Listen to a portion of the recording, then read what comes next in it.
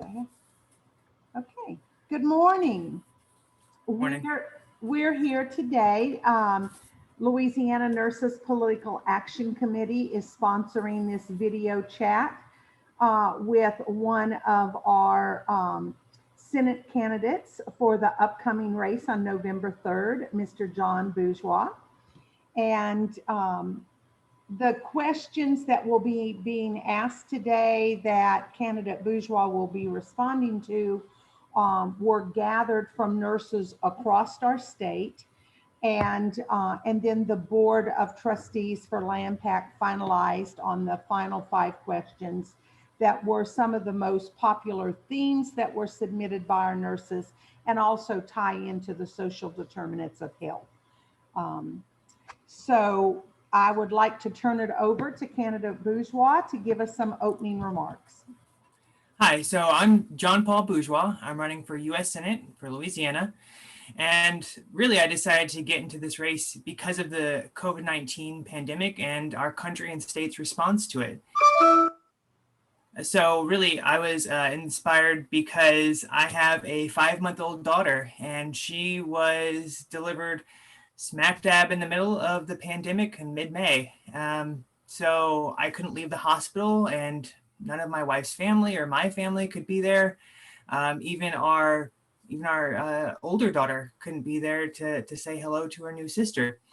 So that was really what inspired me to finally enter this race. Looking at 2016 and thinking about all the divisiveness, I decided that I needed to get more involved in the community. I became an election commissioner. I had the homeless outreach for my church. I joined a running group, a writing group, just any way to get involved beyond just myself, because I feel like a lot of this anger that is still persisting, has probably been exacerbated, is because of focusing on ourselves. So I decided that reaching out to a larger community was the way to do this. And really, outreach has been something that's guided my entire life. I've lived all throughout the state. I was born in West Germany as a military brat. Both my parents were in the Army.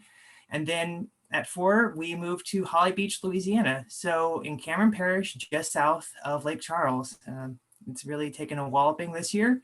But we left after Rita in 2005. And then I went to high school in Natchitoches, met my wife Amanda at Louisiana Tech when we were both there for undergrad, got my master's of public health in epidemiology at Tulane, and then my library degree from LSU.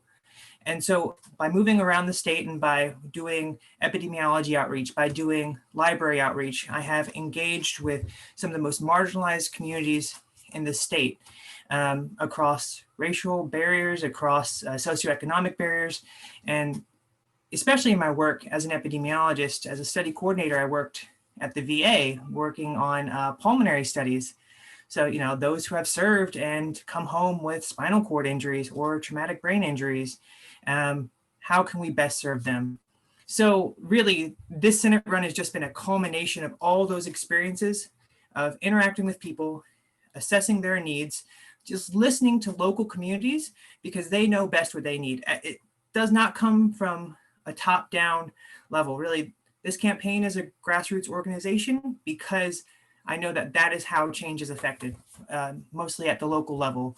And so that's what I want to base this candidacy and this campaign on. Okay, thank you. Okay, question number 1. Currently, gun violence is a public health issue as evidenced by CDC rankings. What is your position on providing appropriations to the CDC to fully conduct gun violence research? I mean, this should be a nonsense issue. I mean, we should be funding this research. We do not know what we do not know if we do not look at it, right? There's the assumption that no news is good news, but that's not true. If you are too scared to research something, then deep down, you probably suspect that there is an issue there. So I fully support research into gun violence. And I think, especially during COVID-19 and during the school shootings that we've seen, people are having a visceral reaction. I walked into my daughter's daycare a year ago and I thought to myself, oh my gosh, what if someone with a gun came in here? And it was this minute of cold dread. And I think that there are a lot of people who feel that way, but we don't have any evidence to support it. Like, what's the mental health toll that's being taken? How many lives are being lost due to gun violence? How many years of productivity are being lost? This is an economics issue as well as a mental health issue. So I fully support conducting research into this. I think it's extraordinarily important, and one that unfortunately has become a partisan issue when it's just a matter of getting access to information. Okay. Researchers agree that there is a direct relationship between poverty and health outcomes. This has been more pronounced than ever during the COVID-19 pandemic. What initiatives would you use to address the effects of poverty on health outcomes and disparity? So as an epidemiologist, I've seen this. I think that one of the main barriers to better health is access to preventative health care. My campaign fully supports free universal access to preventative care, because if we can implement preventative measures early on before a disease becomes chronic, so like treating diabetes or obesity or high blood pressure even, before they lead to this cascade of comorbidities, then it's really much cheaper for the government and on the lower end. And the other thing about the question is people who are in lower socioeconomic statuses are less likely to seek care because it might be too expensive. They might not have access. Their medication might be unaffordable. By addressing all these issues early on in the stage, we can prevent, again, these more expensive comorbidities that cause people to become disabled, lead to fewer years of productivity. All these subsequent issues can easily be addressed by making universal preventative care highly affordable. And this begins with neonatal care too, right? So again, I talk about my 5-month-old and my 3.5-year-olds. That care was pretty expensive. And, even though my wife and I are very solidly middle class, it definitely took a chunk. So there were times whenever we thought, well, how can we cut in other areas to make sure that we can afford this care? Now, we're very privileged to be able to still afford that care for our kids by making cuts in other areas, but other families, especially the impoverished, might not have that opportunity. So that's why I fully support preventative care access. Okay. Next question. The Affordable Care Act has made health care available to millions, including per diem RNs. Do you support the continuation and improvement of the Affordable Care Act? If not, how will you ensure all Americans will have access to health care? I think that there are certain areas where the Affordable Care Act can be improved. Absolutely. But protections for pre-existing conditions, the incumbent has voted against that 100% of the time in his decade in Congress. Being able to keep children on their parents' insurance until they're 26, of course, why not? Now, the state marketplaces are unstable, especially as administration to administration can decide on whether they're even going to honor those debts. So I think that can be improved on, and actually probably make it a more national system in order to better control prices. The problem with that is that medical costs are not the same across all states. So I absolutely am not in favor of block grants, because that does not address the issue. And typically those are not adjusted for whenever medical costs increase. Those block grants usually stay static, and that leads to a deficit that has to be covered by the states. And the states that are going to need to cover them most are typically the poorer states anyway. So it leads to worse overall health. So yes, I absolutely support the Affordable Care Act, and it does need to be improved, but it needs to be improved in a bipartisan way. One party has said, repeal and replace, repeal and replace. We've had no repeal, we've had no replace. It's coming before the Supreme Court again in November, and we'll see where that leads. But it has helped 750,000 Louisianians. Those are people who didn't have health insurance previously. Those are people who are disabled. So I think that if we look at those demographics who have been helped, it's across all spectrums. It's not a partisan issue. This is a people issue. So yes, I support it. Okay. We are all aware of the rising cost of medications. which often have citizens making choices between feeding their families and buying their medications. Oftentimes, when working people are retiring and are on a fixed income, such as Medicare, Social Security, the cost of medications skyrocket. What are your plans to reduce and control medication costs? So I think that we need to be more competitive in how we negotiate. I mean, the incumbent receives millions of dollars annually from pharmaceutical companies. He is the sixth highest recipient of pharmaceutical donations. He has an interest in keeping medical costs high because his donors have an interest in keeping medical costs high.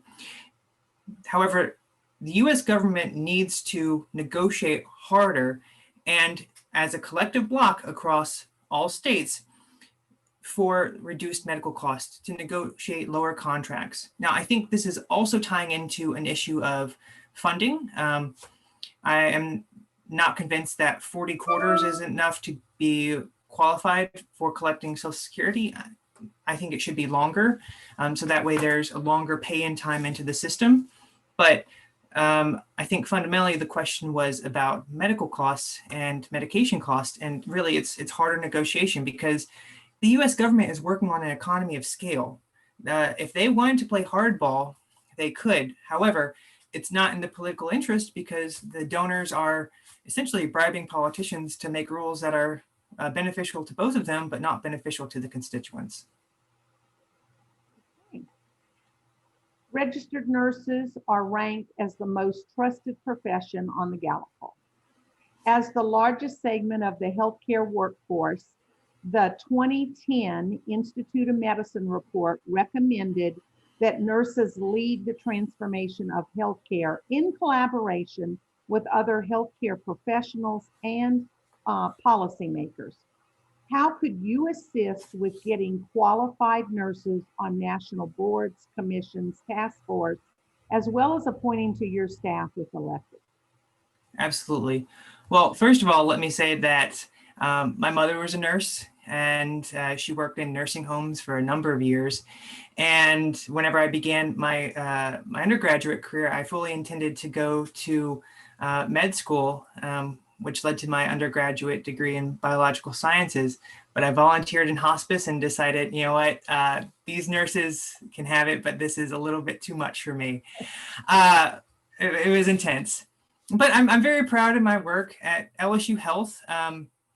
We have interprofessional education so that we don't have the silo of all these healthcare professionals just working in their own mindset, that it has to be more of a collaborative effort, like health sciences should be, like medicine should be.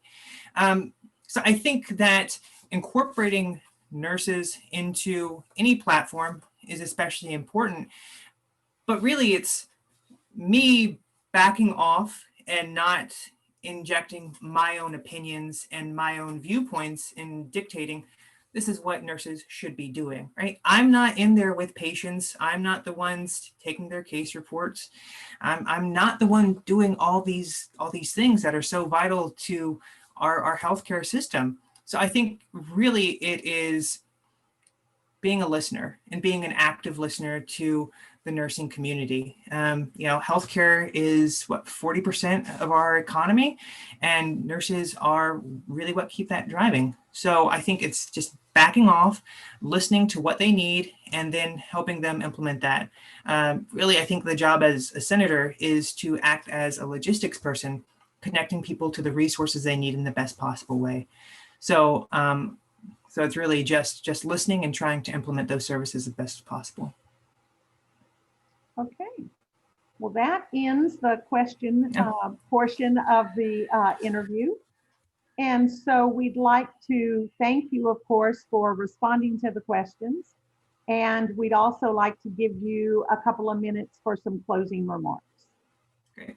Well, thank you for taking the time for having me today. I really appreciate it.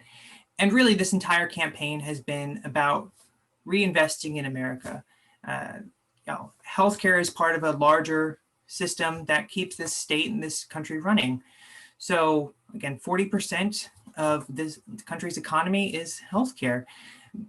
How can we improve that together? I think that by listening to each other, by reaching across party lines, we can do that effectively. I am running as a no party candidate, and to some extent that has drawn a lot of ire, but I fully accept that because I don't believe that the partisanship has led us to anywhere beneficial, and really it's just deeply divided our country. To that end, because of the economic situation that we're in, I have not actively fundraised. So with the FEC filing coming up today, it makes my paperwork very easy. But I think that's important considering that today there are 900,000 weekly jobless claims. So if we look at these numbers over time, we need a massive reinvestment in our country.